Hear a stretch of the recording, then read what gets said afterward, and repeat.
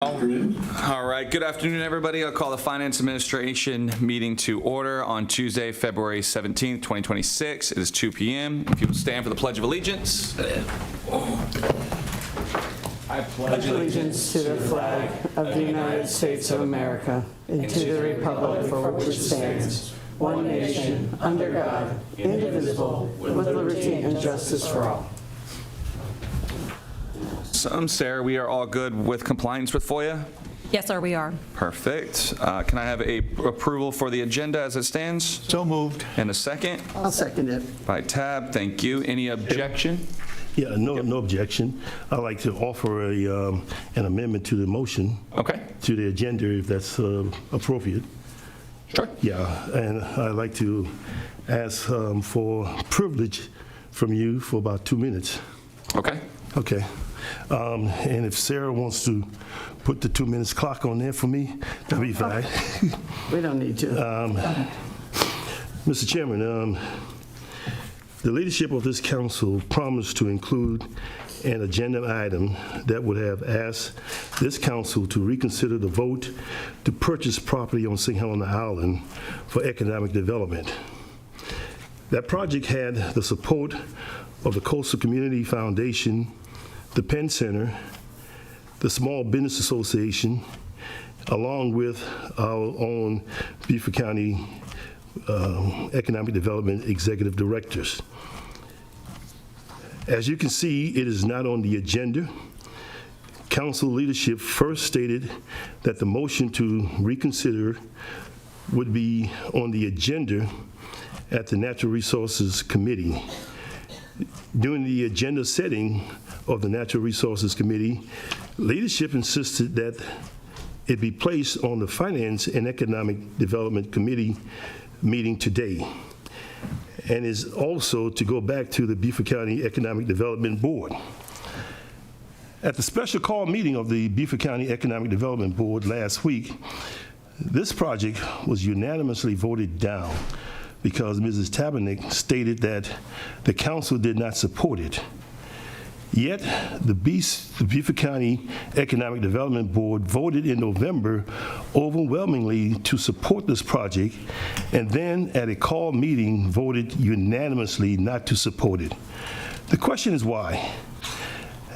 As a council member, I look to the Beaufort County Economic Development Board for sound investment decisions. I turn to council for the politics of those decisions. This council previously voted to reconsider the vote for the development project off Burnt Church Road for some 100 units. This council also voted to reconsider the vote for the 5B project along Buckwalter Parkway. Yet the leadership of this council would not allow this body to reconsider the vote for the St. Helena Community Cultural and Market Center. Therefore, Mr. Chairman, I would like to amend the agenda to include a discussion and a motion to forward to County Council the removal of Mrs. Anne Marie Tabernick as this council's liaison representative for misrepresenting this governing body at the Beaufort County Economic Development Board's previous call board meeting, and that it will be placed on the agenda right after public comments. All right, we have a motion on the floor. Do we have a second? All right, with no second, that motion does fail. We are back to the original agenda. Any other discussion on the original agenda? Can it be approved without objection, or do we have one objection, Mr. Glover? No, I don't object. Okay. All right, the agenda will be approved as it stands originally. We will move on to number 5, the approval of the minutes of January 20th, 2026. Do I have a motion? I'll make the motion. Tab with the motion, and a second? I'll second. Joe with the second. Any discussion? And this is approved with no objection. This is also approved with no objection. We'll move on to number 6, the public comment period. I do not have any public comments, it looks like. Is there anybody else that did not sign up that would like to speak? All right, we will close the public comment period and move on to number 7, the finance report. Ms. Harriet?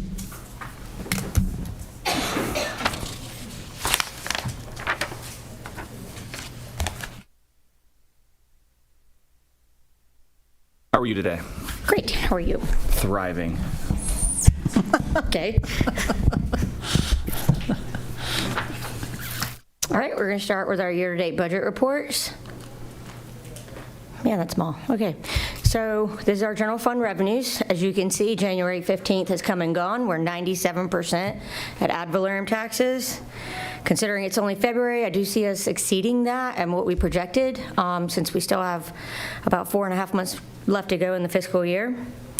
We are overall 76% for the general fund, which is pretty good for February, seeing as we still got a few months to go. For general fund expenditures, we're at 49%, a little less than where we would normally be, but I think that's due to some of the vacancies that we have not yet filled, and I do think we have our 4th shift is kicking off here this month. Enterprise funds, just an update, our garage ISF is at 72%. Stormwater is currently at 52%. Beaufort Executive is at 26%. Hilton Head is at 53%. Here's our expenditures. The garage is at 55% for expenditures. Stormwater is at 18%. Beaufort Executive Airport is at 23%, and Hilton Head is at 42%. Any questions on the year-to-dates? I have a question on enterprise funds revenue. I was just surprised to see the Beaufort Executive Airport is only at 26% revenue with 8 months in. Some of that $2.3 million is some of their ARPA funding that they did not spend last fiscal year. So as they're working through the hangar project, they'll be able to spend some of that down. This is revenue. It's sitting in a contribution from prior year fund balance line item because they didn't spend it last fiscal year. How is their actual revenue intake? Forget ARPA. That's what you're seeing is the 632. Yeah. Any others? Thank you. Nope, that's it on that. Any other questions on it? Yes, since that question was raised, the airport going to spend those funds before the end of this year? I'm not going to speak for Jared on where that project for the hangars is right now, so I won't comment on that. I'm sure he'll give an update at some point. Okay. It is true, all of the expenditures are required to be spent by Correct. December 31st of this year. Unless it was under the revenue loss we're not reporting, but anything that we obligated for ARPA will be spent down by 12/31. Any other questions? Perfect. All right, your next is your budget transfer report. I know that's really small, but it is in your backup. There's 2.5 pages. Does anybody have any questions about any of the transfers? Jerry, I do. I'd expect nothing less, Tab. All right, thank you. On the page that's showing, on the very first one, Yes. it says we're transferring from athletic program to professional service, and it's for an expansion of the netting on Oscar Fraser Park, and it's put for better traceability for accounting purposes. $15,000, I presume, is not the cost of the netting, because I know what netting costs. But why would this be better to put in professional service versus capital equipment?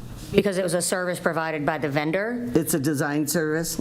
Not design, but a service from the vendor that was provided for the netting.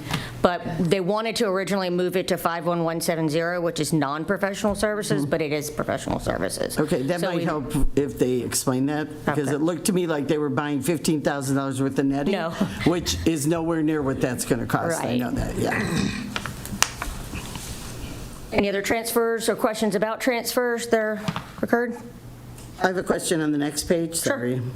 The one on the top, the animal services, if you would flow one more, Sarah, please. Oh, sorry, that's me. I just want to make sure, this is the animal services agreement we have with Jasper County, so I just want to make sure that they are up to paying their invoices in a general timely manner. Correct. The last I checked, I think we were somewhere around $19,000 in revenue from the MOA with Jasper County. Here, we did a one-sided entry to increase their professional services because they are obviously spending money on the program and the MOA, but the revenue has to stay in a revenue line item, but the expenditure has to stay in an expense line item, so. But they're keeping as current as can be. Correct. Okay, thank you. That's it? Any more? All right. Our next item, I think, is Education Center funding options. So at the last Finance Committee, you guys tasked us with finding potential options for funding for the Convocation Center project for USCB. After several discussions with our bond counsel, their bond counsel, and the limitations that you guys put on me in terms of no issuance of county debt, to remain mill neutral, and remove the option of the MCIP. So in discussions, these are 4 options that I feel like are the only way that we could, and I say that 4, but option 1 and 2 would have a impact on our bond ratings, so therefore I wouldn't necessarily recommend 1 or 2, but it was a way to look at potentially funding them within multiple years. So we could have done the $5 million over 4 years, which would be a total of a $20 million contribution. By the way, the $20 million number, I believe, came up when Logan mentioned some amount versus no amount, or 47. So we kind of slowly started building from there. So if we did option 1 or 2, these could drop our bond ratings because the USCB Convocation Center is not a county core project. What that means is it's not us replacing the admin building or a courthouse where we provide services directly to the county residents. So that being the case, and having just issued $68 million of debt, bond counsel does not believe that to be a good option, and you would also be binding future councils, which, as we know, we can't not do. So option 3, this is where I got a little creative. In order to repurpose 1 mill, if I took it throughout this fiscal year, I could prepay 3 years worth of debt service for the lower series bonds that I have coming up, and of those, 1 of them will retire in fiscal year 27 altogether.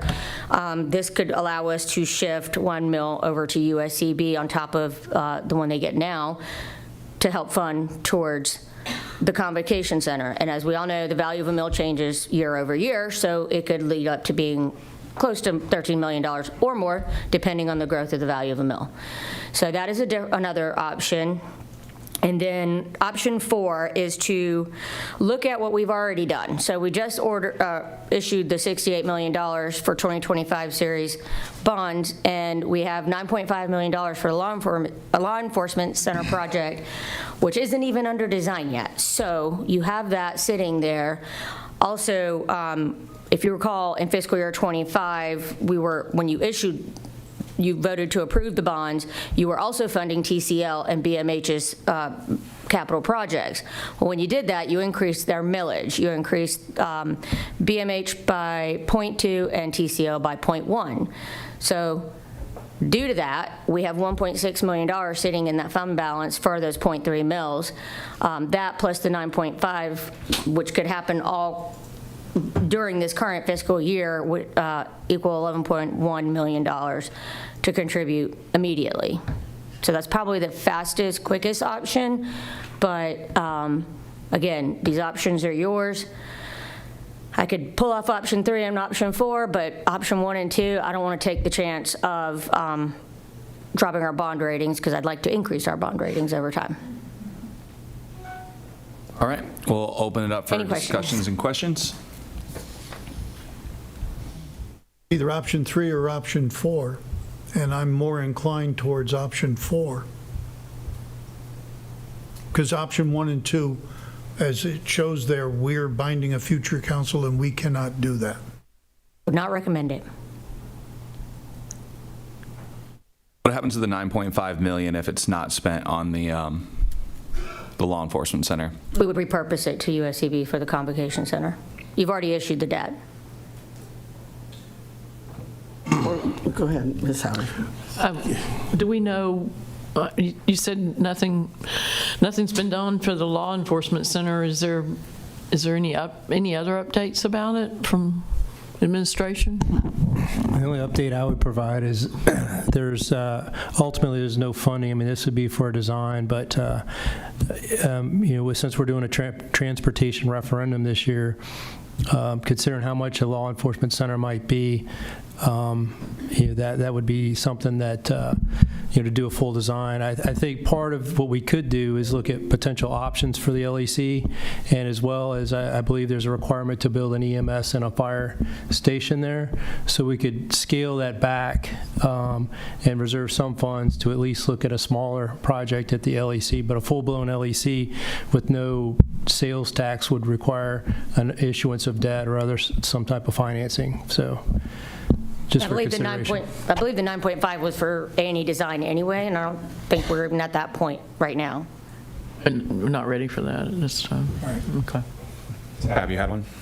Madam, Mr. Chairman, go ahead. I know we put in the agreement that we'd build a fire station EMS by Oldfield, so I'd rather see that money repurposed there. As I've said before, nothing personal against USCB, but we have over $100 million in capital projects for our residents.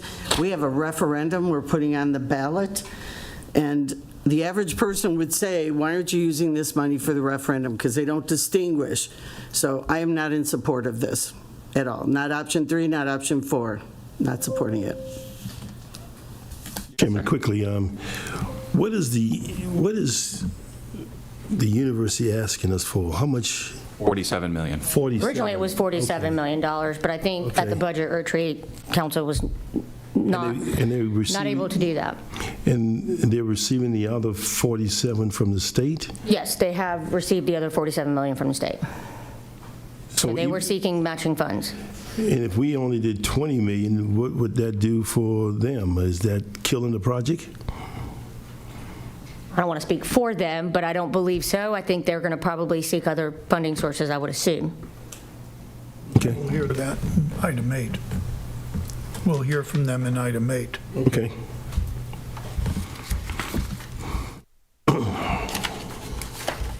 I guess what is the limitations on that repurposing the funds from the law enforcement center? Limitations, What are we allowed to use those funds for?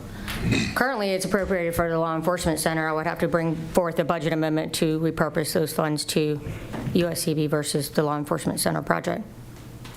My problem I run into then is we already have services and things that we've promised to our citizens that we haven't been able to deliver on because of finances, and now we say we have $9.5 million. It almost feels irresponsible to spend it on another project when we haven't even finished the projects we've promised. That's the problem I run into. I mean, we can go back to either the 2018 referendum before most of us were here, or we can talk about projects that we know that are coming down the pipeline. Are there any other discussions on that? And just for clarification for the meeting itself, did you already jump into number 8? Or is this a part of your report? I think this is number 8. Yes, I just wanted to make sure we're on the same page. Yeah. No worries, no worries. Any other questions or discussions on that? Hey, Logan. Yes, sir. Hey, obviously, this is the first time we're seeing this. I hate to see us make a quick judgment or to jump into something saying we want 1, 2, 3, or 4. So, again, this is just a discussion item. So this is going to take some important time for us to either figure out what we want to do or figure out that we don't want to do anything. So whatever we got to do to kind of bring this back up again, we can do this again at the next meeting once people have a chance to think about it and maybe ask questions and get this back to Ms. Harriet for some responses for anyone that has questions regarding the 4 options. Do you have any preferences, Mark? No, I would, at this point, say that we bring it back up for discussion at our next meeting.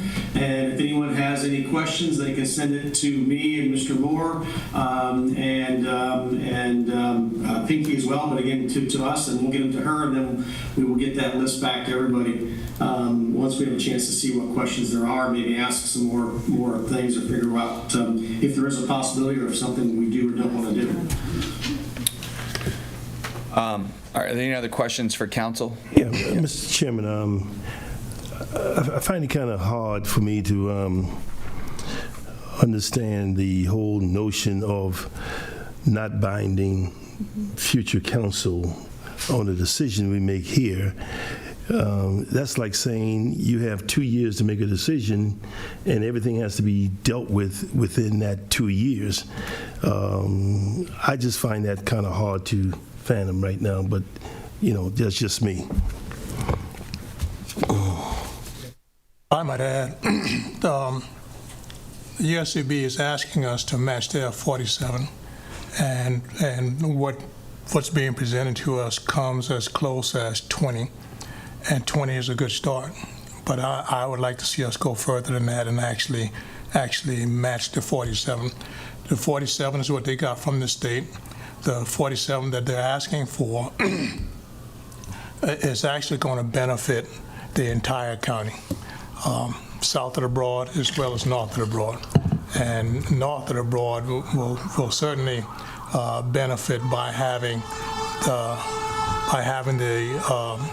amenities at this school that we can actually travel to the USCB rather than trying to go all the way to Savannah.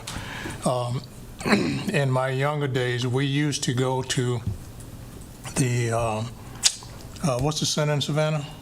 Civic Civic Center. Center. The Civic Center. We used to go to the Civic Center for entertainment. And this would cut the travel time for us north of the Broad, particularly out in the rural areas where I am. It will cut our travel time in half as far as games and all the events that the school might put on. So I would like to see us give this some serious thought and try to fund them to the fullest amount as possible. Okay. Joe, anything? Alice? I hear what you're saying, and I hear what you're saying, can we bind a future council? The unfortunate reality is because of the nature of the election of council this year, there is a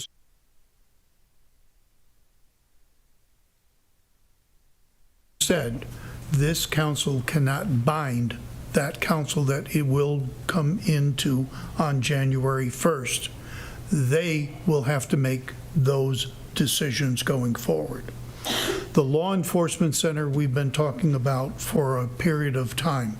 It has not been designed fully as yet. There was some preliminary designs that were done. I would dare say that the Law Enforcement Center, as conceived with what the sheriff would want, what needs to be there over the course of time, is in the neighborhood of $300 to $350 million. Obviously, that may require some sort of capital referendum in the future. Chosen not to do a capital referendum. We have chosen to do a transportation referendum.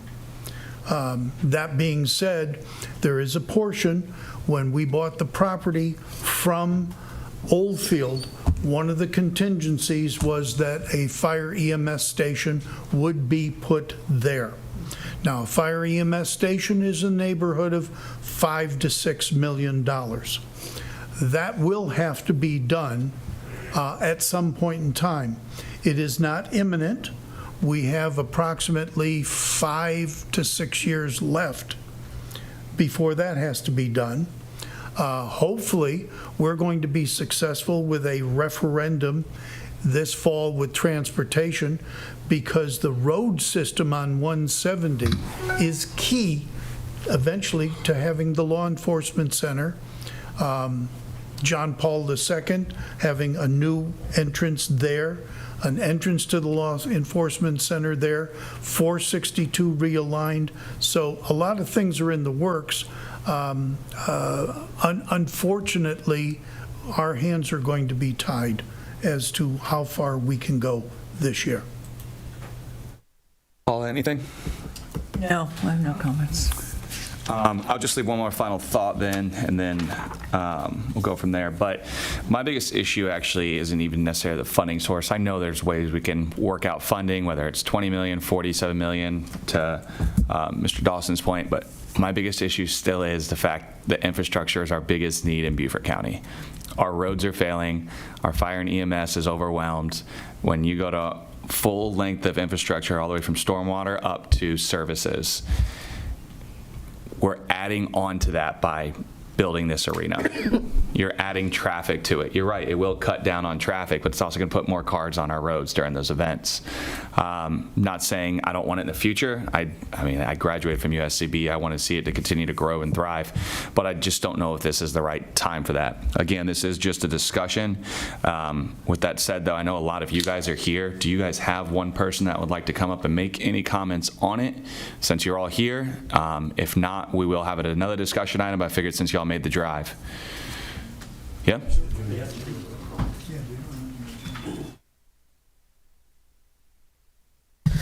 Hey, good afternoon. Lena Jones, Vice Chancellor of Finance and Operations at USCB. So, Logan, to your point, you're right, infrastructure. When we talk infrastructure, we also talk about the people that support the infrastructure. One of the biggest challenges that I've noticed across Beaufort County and looking at the numbers is we continue to see our median average age continue to increase. So currently it's almost 50, well, actually, I've got a slide for you. So it's almost 48 years old, and it continues to grow year over year.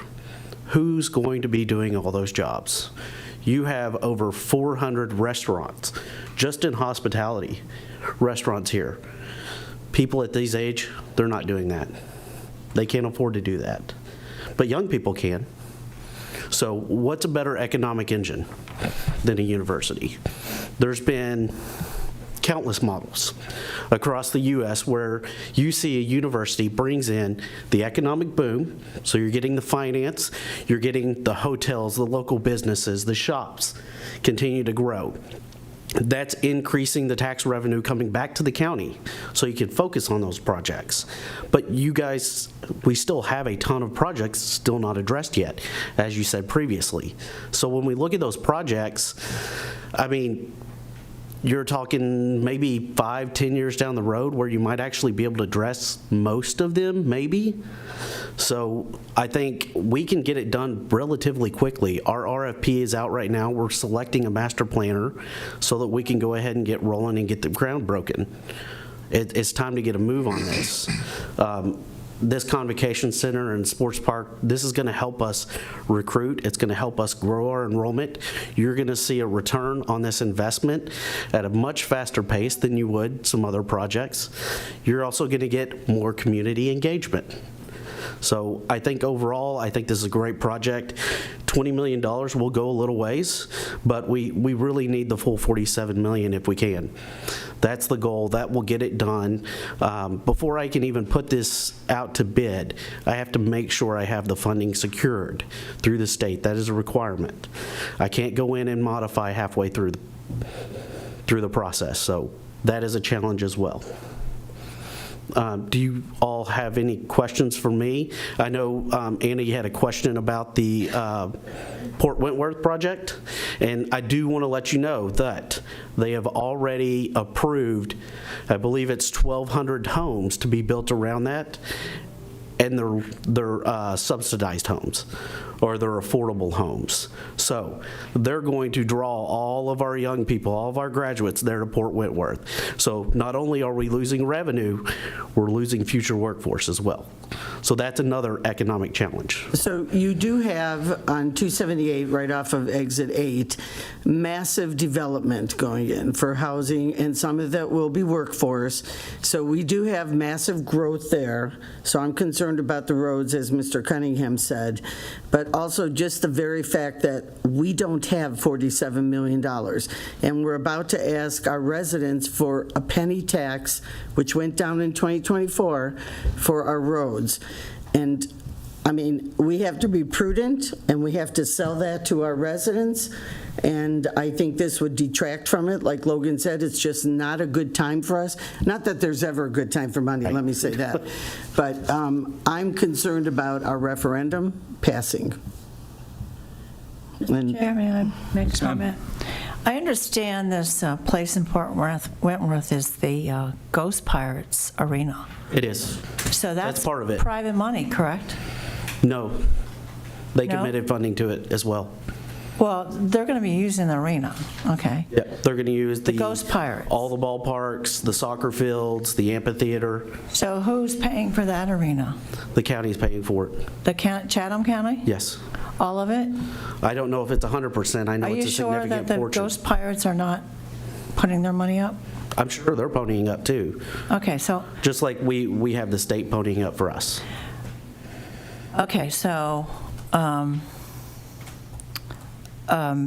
just going to use an example because I'm an example type person. So in Washington DC, you have the CAPS Center, and it's sponsored by Capital One, I believe, you know, but the Caps play there. They play hockey there.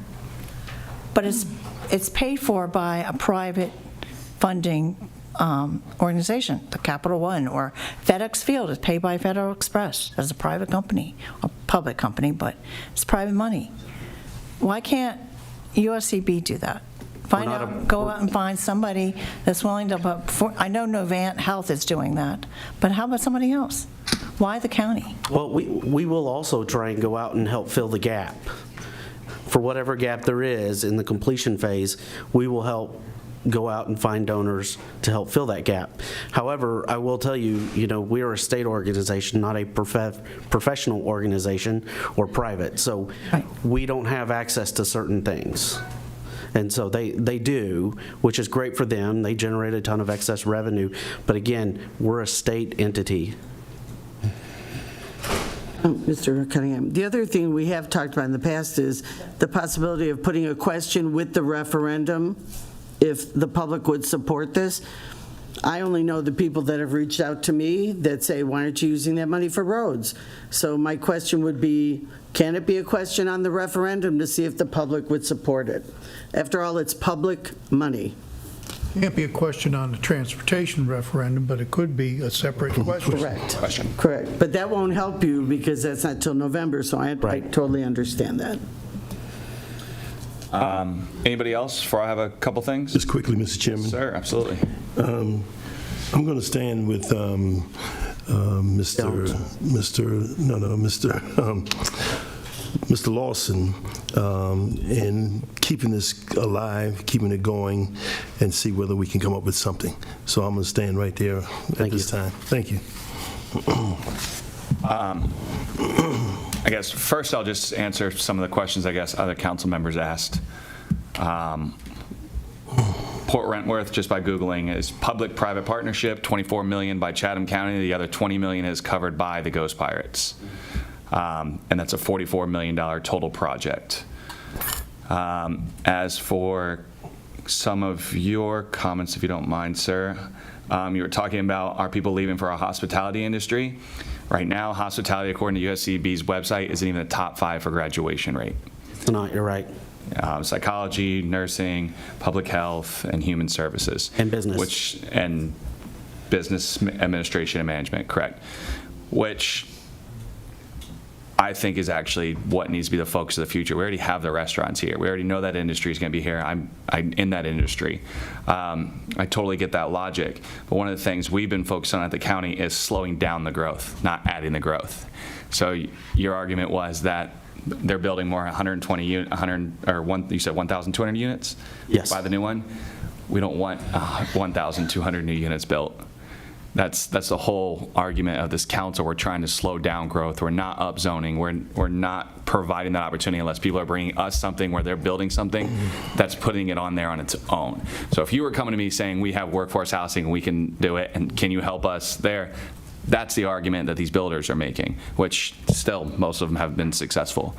So I just wanted to address that part. The only question I had last time that I haven't gotten answered when we did that, this is at the library we did in Bluffton, correct? Was that August? Yeah, September? May? last year. It's almost a year. I'm getting old. The only question I asked before was who else is kicking in to help? Because right now, so almost a year now, the number hasn't changed. So what progress have you made? I asked about Jasper County. I asked about sponsors. I saw you guys are in the paper with Novant Health. So has anybody else agreed to kick in? Have you guys asked anybody? Because if we're going to benefit in Beaufort County, Jasper County is definitely going to benefit too. I mean, half your property's in Jasper County. Well, not half. It's less than a quarter is in Jasper. A portion, yeah. Yes. We have talked with several municipalities. We have their support. We have not spoken about financial needs with those municipalities, but we've spoken both with Hardyville and Bluffton, and they do support this project. However, we do not have a dollar amount agreed upon. So they support the project, but not financially support the project. Exactly, yeah, which, appreciate that, but we have also been engaging donors, but as you're probably well aware, until you actually have some kind of drawings, renderings, it's hard to go out there and say, hey, come, put your name on this or take this section. So that's a part of the challenge that we're working to address right now with our RFP for the master planning. I think at the last meeting y'all did have drawings and renderings of what it would look like. We have some early on. It's just an initial concept. Okay. However, we don't have a finalized concept. So until we get to that point, it's tough to go out there and drum up money from donors. But we have been cultivating, working that. So in the past, was that 10 months, 9 months, have you guys got any other funding from anybody else besides the state? No, not at this time. Okay. So I do have a question. So I found the article in the paper about Novant. Now, I know about Novant making inroads in the community. I've been to their meetings. I get it. I got it. Put their name on your basketball. They did, absolutely. Okay, why didn't you squeeze them for money for the arena? They are trying to get their foot in the community. They're going to have a health center somewhere near there. Did you try to squeeze them for the arena? We may or may not be talking to them about that now. Okay. All right. Are there any other questions for this discussion? I do think we'll take Mark's notion from the beginning of this of bringing it to another meeting. It's his agenda, so I'll let him decide when that comes back up. You good with that, Mark? Yes, that's perfect, and obviously if there is more questions that come up, as I mentioned, just have any council person send it to me and Mr. Moore, and we'll get things answered. Going to come back as discussion or an action item? I would think discussion, wouldn't you, Mark? It's discussion now. Yeah. I think discussion again will be good. Okay. Anybody else before we close this out? No. Ms. Harriet, anything? Thank you. I appreciate you guys coming out today, and we'll let you guys know when it's going to be on the item for the agenda again for more discussion. I feel badly it doesn't help him because he's looking for funding at a rapid pace so you can go ahead.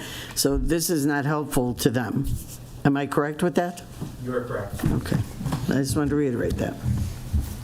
Alrighty, we will close out number 8 and move on to our agenda items. Approval of hawkers and peddlers license fees for 2026. Do you have a motion to put this on the floor? I'll second it. Seconded by Tab. Thank you. Mr. Atkinson. How are you today, sir? I'm great, thank you. Hope you are. So state statute 40-41-10 provides that each county every year shall set hawkers and peddlers license fee amounts. Up on the screen, you'll see the one that we have used in previous years, and that's what we're asking for this year. County residents $75, state residents $500, and out of state is $1,000. The only example I can give of what a hawker and peddler is would be an ice cream truck. That's the only one that we sell. I think we sell 4 in county a year for ice cream trucks. That's it. Alrighty.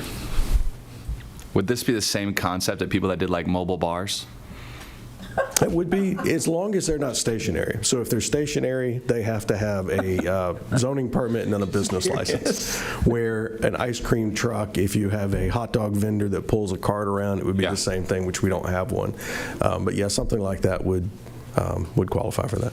What about the vendors, like on 170, I pass a taco truck parked there to sell tacos there at Eagles Field. So if they park, if they're in a location, they have to have a zoning permit for that location, and they would have a business license. It wouldn't be a hawker and peddler. Only if they're moving. Only if they're moving, yeah. I mean, they can temporarily stop like an ice cream truck would, but they can't set up stations somewhere. So it's kind of an outdated thing. I mean, you don't have, but ice cream trucks is the example I can give you. Any questions? No. Did these rates change at all? Or are they the same? They're the same. All right. Can this be approved with no objection? Yes. All right, and I see no objection. Move on to B, a resolution repealing Resolution 2024/54 and Resolution 2019/31, and replacing them with Resolution 2026/04 to revise the policies and procedures for processing applications for Beaufort County 3% local accommodations tax funds and 2% hospitality tax. I'll make the motion. And a second? Second that. By Ms. Brown. Thank you. Floor is yours. Okay, so brief description. In 2019, previous council had passed 2019-31, a resolution establishing policies and procedures for local A&H tax applications. Then fast forward in 24, you guys passed another resolution, 2024-54, approving new policies and procedures, what the old ones were still in place. After reviewing both sets and understanding council's direction of trying to fund some of our own projects like boat landing repairs, fishing piers and so forth, we updated the resolution 2019-31 so that we could process the applications as we did in previous years. We are wanting, by the way, just to mention, this is a time-sensitive item. We would like to have this put on Monday's council meeting because we want to open up the application period on March 1st through the 31st, and that would get us in time to do that. So any questions on the 2 older resolutions versus the newer reestablished one? I have a question on Exhibit A, if you don't mind. Okay. So that's a newer one. First of all, how much is available since we did not expend funds last year? How much is in this for? A little over $2 million right Okay, now. so we're talking about $2 million, everybody knows.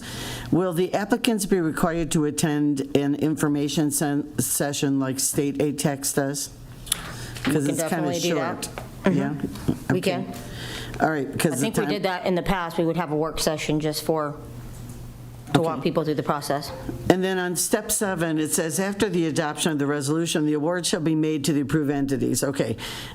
Is this different than, you say either lump sum or periodic payments? How would you determine who gets a lump sum, who gets periodic? Well, here, with this set of policies and procedures, it's going to open it up for county departments. So we say lump sum because essentially we just do a transfer from the local A or H, whichever one they get awarded, to the county's department for the expenditure. And we Okay. track everything with project codes. And on step 8, I noticed you say failure to comply with reporting requirements makes you ineligible. That would apply to county departments as well, correct? They have to do the same thing. But with the county departments, we can pull the funding back. I'm just saying, but everybody's held to the same standard. Of course. So on page 23 in the packet, just for my council members, to remind you what ATAX funds are allowed to be used for, and she mentioned boat ramps and some other things, so that's all spelled out in this as well. And it's good to point out on page 24, the location of the project. Check if your project will take place in unincorporated Beaufort County. We talk about this all the time on the state ATAX. if it's not, the majority of the funds, 70-something percent, 73, are generated in unincorporated Beaufort, so we should spend it where it's generated.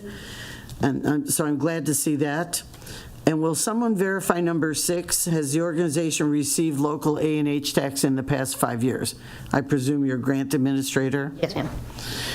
And then project description, this is on page 25. Number 4, describe the types of partnerships.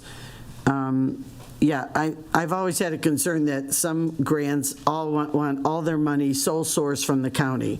They should have partnerships just as we should, so I'm glad to see that's in there as well. So I thought it was a good rewrite, and I like the rating system. That starts on page 26. And number 2 is very important. Well, is it in the county? But number 3, will it attract visitors, build new audiences, and encourage tourism expansion?